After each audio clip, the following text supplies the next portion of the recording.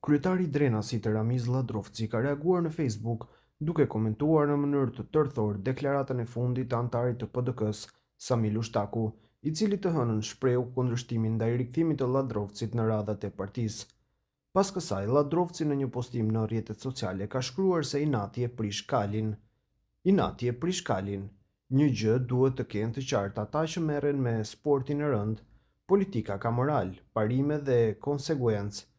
Matë mirë prej mirë, qep mirë dhe kostumi del mirë, ka shkruar Ladrovci.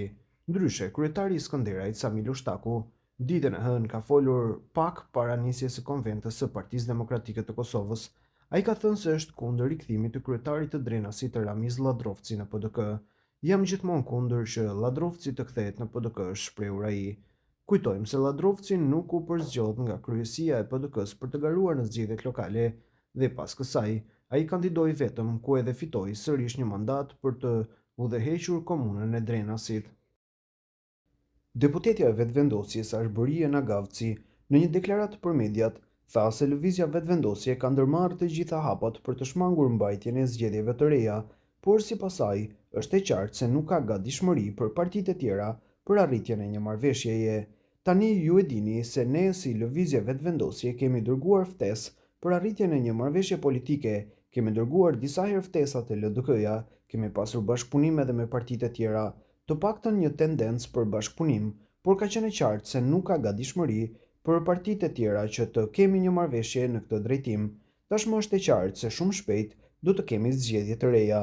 Sikurse e thash, lëvizja vetëvendosje e ka bërë hapin e saj duke ofruar Konjufcën si kandidat për kryeministër. Ne besojmë se kemi bërë atë që na takon si fituese në zgjedhje. Nëse megjithatë mungon vullneti i partive të tjera për të dhënë votat e mjaftueshme për votimin e qeverisë, atëherë natyrisht jemi të përgatitur edhe për zgjedhje të reja, tha ajo. Mëtej, Nagavci deklaroi se për seancën e nesërme kanë 57 vota të sigurta. Kemi të gjitha votat që kanë qenë edhe për qeverin Kurti.